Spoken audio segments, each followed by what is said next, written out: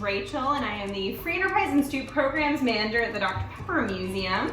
Now, right now, as we keep ourselves and others safe by staying home, a lot of us are looking for some stuff to fill our time, something interesting to do or fun to learn, and so there are so many things that you can do right now, whether it's go online and see a place that you've never seen before through a virtual tour, or doing a video of a workout that you've never done, or learning a hobby that you have just never even heard of before. And so today there's so much fun stuff to do, and we're so fortunate about that. And so the Dr. Pepper Museum is putting together videos to hopefully give families something fun to do or something interesting to learn about. And so, and I say families, if you're home with your dog, that counts as a family.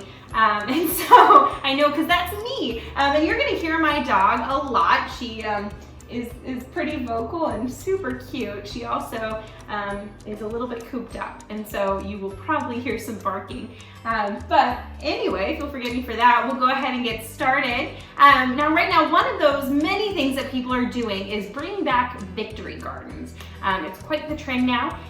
Victory gardens are from World War I and World War II, and were a way for families and individuals to grow their own food rather than going to the grocery store, as a way to help the country when they were short on things like produce. And so right now that's not our problem, but it is a really fun way to use some things that you probably have at home, get your hands dirty, and add some greenery and maybe grow some food at your home. And you can do this whether you have a backyard, a porch, or you're like me and you have neither of those things, but you do have a window. And so today I'm going to be using a lot of tools that you can find in your home.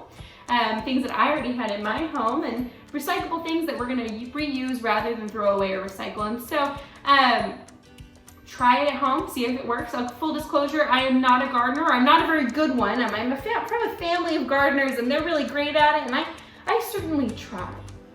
So even if you're not great at gardening, try your hand at it, because you have time. And you definitely have these resources. So today we're going to be making a self-watering plant. I did find this online. It is pretty cool. You're going to use a 2-liter.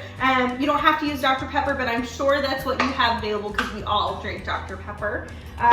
So you have this 2-liter. Now you're going to want to cut it in half. I've already done that because I'm not very graceful at it, and so I went ahead and did it. But please let an adult do this. You're going to want to cut it in half so that either it's equal or the top is smaller, because we're going to end up putting it like this with the top inside the bottom, and you want to make sure that the bottom is big enough to do that. The next thing you're going to need to do is take off the top, the cap, and we're going to poke a hole in it using a nail and a hammer. So you're going to want something like a cutting board, or maybe you're outside and you don't need one. But I would like to protect my countertop today, so I'm going to use a cutting board.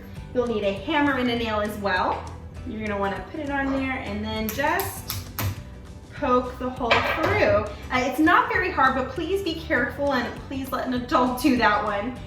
So once you have that, you're going to need a string. Now I'm using embroidery thread, which is one of those hobbies I've picked up. And so you're going to want to double it up, so fold it in half. And then you'll thread it through the hole. If I can get it. All right.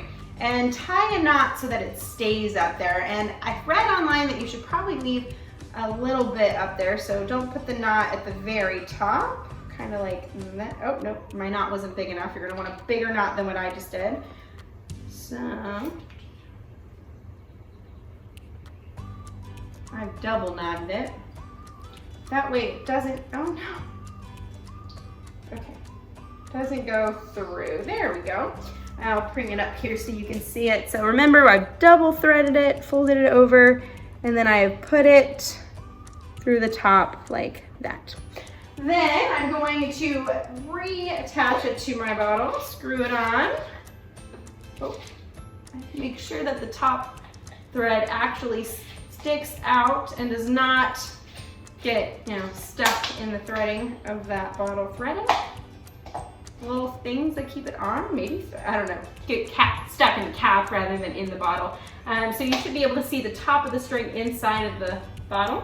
Next up, you're going to want to put water on the inside of this bottom half, and I've already got a cup of water ready. Nothing fancy, unless you want to be fancy and you have some kind of like Miracle-Gro stuff. I hear that's good. So I say I hear that's good. My mother has given me quite a bit of it for my plants here, and it usually doesn't make it to them. Anyway, so I have my plant pot ready now. I have water, I have the string, I have the top half, and now I'm gonna add the soil. There's nothing fancy about this particular soil. I really don't know if you're supposed to, find a particular soil for a particular plant. Again, I'm not an expert. I am using the bottom half of another 1 liter bottle as a way to scoop it out and reduce and reuse as much as I can. And so I have that soil. Next up, I'm going to be planting some spinach, something that I actually eat and would be really thrilled if this actually grew. They are seeds, so let's see. It says to put them in rows 2 inches apart, which, so I'm just kind of separating them in my container a little bit, covering them up. One more. I did ask my mom if I could use bell pepper seeds from the bell pepper I had for dinner. She told me that's not how seeds work. I think they need to be dried maybe, or I don't know. Again, not a gardener, but I am excited to become one as I'm at home. So I have filled in my pot. I think it's good to go. So hopefully you'll be able to watch right now or after this a fast forwarded version of my plants growing. Hopefully, fingers crossed, they grow over the next couple of days. So hopefully we've used the magic of technology to do that now as I'm rambling. But I hope this works, and I hope it works for you at home. I've also seen people use paper towels instead of the string. So they leave off the cap and pull the paper towel through, and that way the paper towel soaks it up and it brings more water faster at the top. So if you do that, let us know if that works. I've chosen to use the string, but I'm sure the other way is just as effective. It's about half and half on the internet. So well, we're going to be doing, or I'm going to be doing, a few more gardening crafts and activities using recycled materials, so stay tuned.